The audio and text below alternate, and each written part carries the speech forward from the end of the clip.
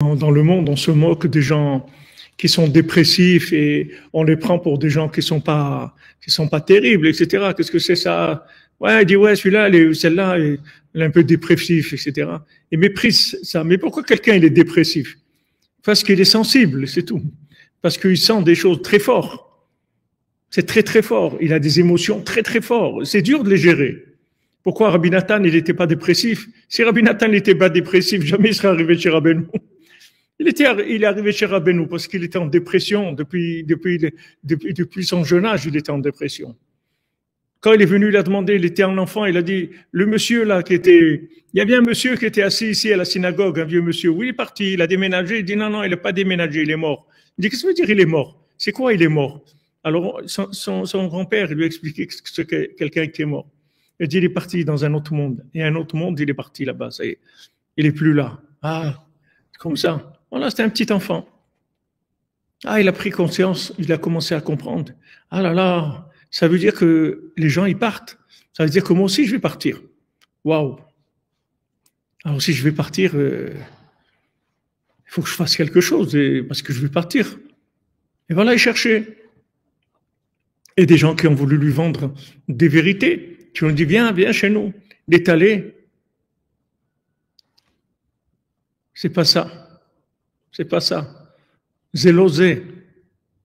Yonolosé. C'est pas ça. C'est pas ça. Non, mais regarde, voilà, il y a ça. C'est pas ça. Rabbeinu dit, vous avez goûté le vin hongrois. Il n'y a personne qui va vous tromper. Vous avez goûté le goût du vin hongrois. Il n'y a personne qui va vous vendre de la piquette et il va vous dire que c'est du vin hongrois. Les gens ils croient que quelqu'un qui est dépressif, c'est un sous-homme. Mais c'est le contraire. C'est un super doué. C'est quelqu'un qui est en avance sur le monde. Seulement, il n'a pas trouvé. Et les gens, ils veulent pas qu'il trouve. Parce que s'il trouve, il va les dépasser. S'il trouve, il va les dépasser. Rabbi Nathan, il a dépassé tout le monde. Pourtant, Rabbi Nathan, c'était quelqu'un, il pleurait beaucoup. Il pleurait beaucoup. Il avait les larmes faciles. Les larmes, elles venaient facilement. C'est normal que c'est facile. Quand tu vois ce monde-là, ce que c'est, mais c'est normal, tu passes beaucoup de temps à pleurer, c'est tout à fait normal. Parce que tu comprends rien, tu sais pas ce que tu fais ici.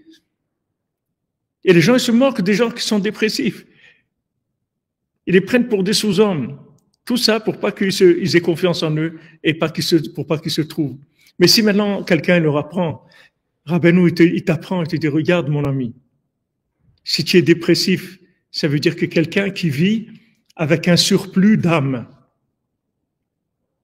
Donc c'est normal que tu sois affecté parce que tu as une sensibilité d'âme qui est plus forte. Donc c'est normal que c'est dur pour toi. Les rapports humains sont durs, la vie est dure. C'est normal, tu vis avec des gens qui n'ont pas le même moteur. Donc c'est normal que ça soit dur. Mais c'est tout à ton avantage, c'est tout à ton honneur. Commence à vivre à un autre niveau, c'est tout.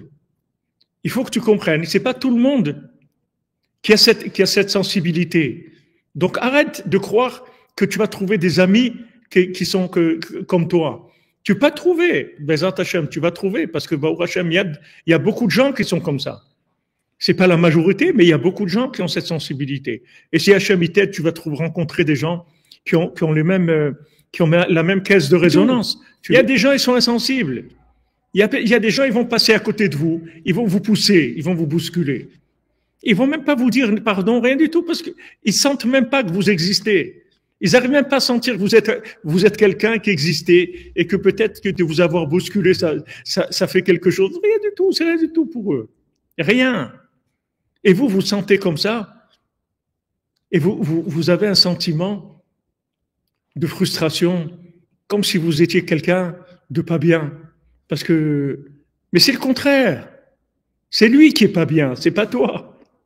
C'est lui qui a un problème, c'est pas toi qui a un problème. L'hypersensibilité, que tu as l'âme à fleur de peau, mais c'est extraordinaire. C'est extraordinaire, tu vis dans un autre monde. Seulement, c'est dur à vivre. C'est dur à vivre. C'est dur à vivre, c'est tout. Après, vous vous sentez un peu seul dans le monde. Vous voyez qu'il n'y a pas beaucoup de gens qui sont comme vous. Il n'y a pas beaucoup de gens. Mais Rabbi Nathan, il lâchait pas. Rabbi Nathan, il est allé chez les érudits en Torah. Maintenant, les érudits en Torah, ils ne peuvent pas lui parler. Rabbi Nathan lui dire qu'est-ce que tu fais. Rabbi Nathan, il étudiait énormément. Rabbi Nathan, il connaissait la Torah, c'était un grand érudit. Donc, il ne pouvait pas venir lui dire tu sais rien, parce que Rabbi Nathan, il savait. Et quand il est passé après chez les Chassidim, il a laissé le monde de ceux qui sont dans uniquement l'étude de la Torah. Il est allé chez les Chassidim. Chez les Chassidim aussi, il a senti quelque chose qui n'allait pas. Il dit là aussi, il manque quelque chose. Il y a quelque chose qui ne va pas ici. Maintenant, avec qui il va parler? Alors, c'est quoi? C'est quoi? Ça, c'est pas ça. Et ça, c'est pas ça. Mais c'est quoi alors? C'est pas. Mais c'est quoi? Qu'est-ce que tu cherches? Je ne sais pas. La seule chose que je peux te dire, c'est que c'est pas ça. C'est tout.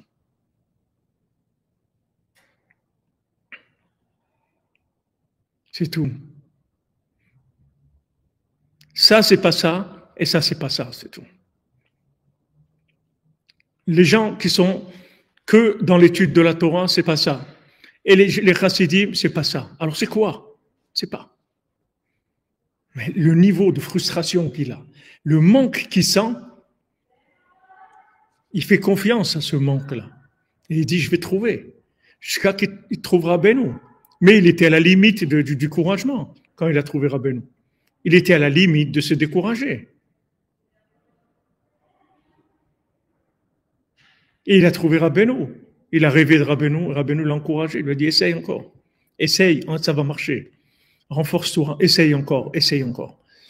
Cette personne-là, avec la sensibilité qu'elle a, elle est capable, comme vous prenez un détecteur de métaux précieux, par exemple, il vient, il détecte que là, il y a un métal précieux. Vas-y, toi, détecte-le. Tu peux détecter, tu peux détecter. Tu sais même pas ce que tu as dans ta poche, qu'est-ce que tu vas détecter Et oui, lui, il peut détecter ça. Un hypersensible, c'est quelqu'un, son hypersensibilité, elle lui donne une vision qui est très, très, très profonde des choses. Il a une bina, il a une force de déduction énorme, énorme. Seulement, il faut l'aider. Avec la sensibilité qu'il a, il est pire que toi. C'est-à-dire que maintenant, c'est comme si vous prenez quelqu'un qui est pas sensible à la chaleur. Il touche quelque chose, il se brûle pas parce qu'il n'est pas sensible. Et quelqu'un, il vient, il dit, waouh, c'est brûlant ici. Qu'est-ce que tu dis que c'est brûlant? On sent rien du tout. Mais parce que tu sens rien, c'est tout. Tu as une peau épaisse comme un âne et tu ne sens rien du tout. Alors et les gens, ils veulent vous mettre le problème sur vous. Le contraire.